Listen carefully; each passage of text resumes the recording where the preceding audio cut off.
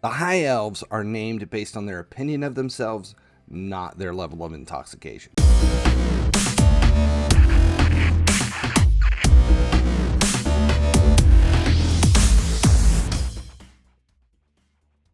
Finally, he sleeps here with another video in the Faction Wars series.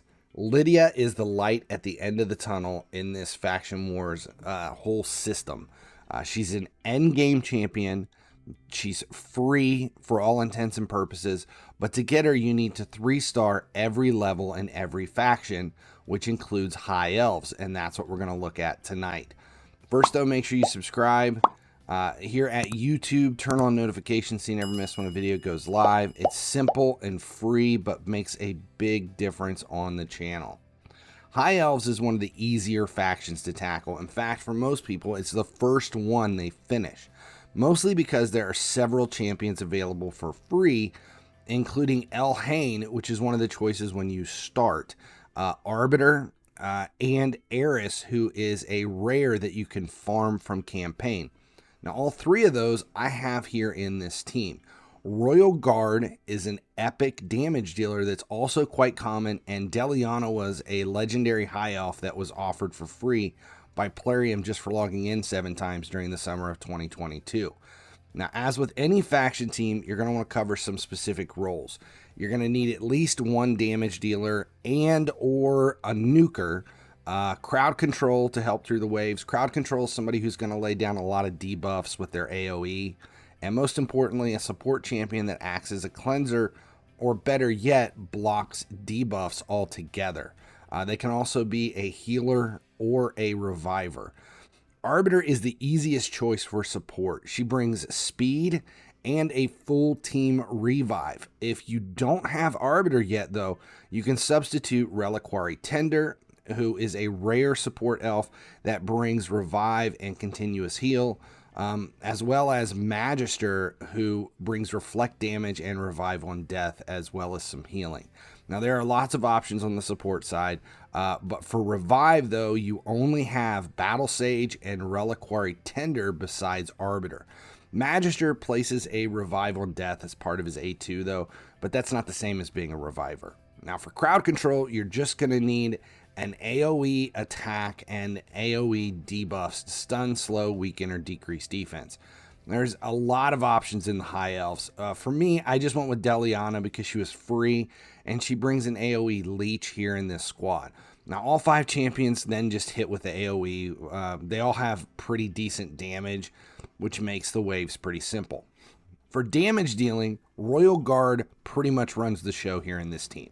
His A2 is an AoE based on enemy max HP. He also has an A3 that hits 4 times at random and places decreased speed. ELVES also brings a heavy hitting AoE to make things much easier, but Royal Guard's pretty much the dog that runs the show. Eris is a bit squishy, so you may want her in lifesteal or regen. She does bring an A2 that cleanses and increases speed on all allies, as well as a counterattack passive, so if you have her built to bring damage, she'll be an asset along the way, as long as you can keep her alive. And again, she is a free, farmable campaign rare that will do you well in a lot of different teams. Lifesteal is another easy fix for squads that are struggling to stay afloat. It's a farmable gear set you get from Dragon that can make a difference for early and mid-game players. In fact, it's like the go-to gear set for most people, specifically for Faction Wars. Now, all the Faction War stages require a decent amount of resist and defense, but the boss levels are more important than the wave stages. Now, level 21 brings the yellow boss in. Much like Barbarian and Demon Spawn level 21, here in High Elves, the final round against the boss is where things get tough. The yellow boss brings a unique setup. Her A1 hits 2 targets with a provoke, and that provoke sucks if you're not resisting it. Her A2 is a 4-turn cooldown that gives everyone true fear, which may be even worse. Now, that combination of provoke and true fear can spiral your team if you're not fast enough, able to resist, set up to block debuffs, or equipped to cleanse. The boss's passive places a freeze on anyone who attacks as well. So again, resist, cleanse, and block debuffs are super important. Now, 2 support minions start out at her side. The one on the left heals the boss for 80% and places increased defense on her. The one on the right heals the boss for 30% and places increased speed. So you've got 80% heal and a 30% heal. You'll need to first take out the left minion at all costs, then the right minion before you ever worry about the boss. Royal Guard's decreased speed keeps the boss slow enough she never really gets a foothold here in my squad. I also have a team that's really fast, and with Eris's increased speed, I can basically wait out any provokes that make it through my resist. Stack your team with high resist and accuracy, and then just keep loading the boss with speed reduction debuffs, and she's a relatively easy level to take on.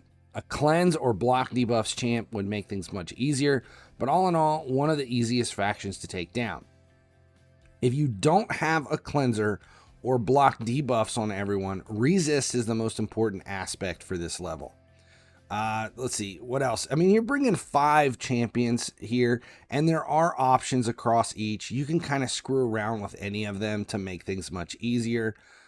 Regen, Immortal, Lifesteal, Accuracy, Perception, Speed, Bolster, and Shield as well. There's a lot of options for gearing up to get yourself through this whole thing.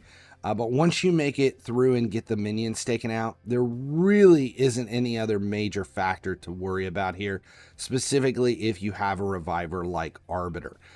If you don't have Arbiter yet and you're trying to build this with a couple of the optionals and it does give you problems, don't worry about it. Remember, Faction Wars is a marathon. It is not a sprint. It is not an easy, quick thing to run through. They rotate daily, so you're going to have lots of different factions to work through on your way towards Lydia, and you have to start somewhere. It seems very daunting in the beginning of like, how am I going to do this? What am I going to do? And a lot of people just let it go. The best advice I can give you for Faction Wars is you've got to start somewhere. Just start tackling the lower levels. You don't need legendaries for everything. You don't need all epics. In fact, we've got rares in here. 2 rares in this team specifically. And not everybody has to be at 60 either. It's going to come with time. Patience is going to be your biggest asset in tackling Faction Wars. If you have other factions you're struggling with, check out the whole series here on the channel. All the links for the video series are below in the video description. Now, if this information helped you out along the way on your run towards Lydia, please consider subscribing here on YouTube. It's a small gesture that goes a long way toward the growth of the channel. I'm Finally Sleeps. Thanks for hanging out, and as always, if you keep watching, I'll keep making videos.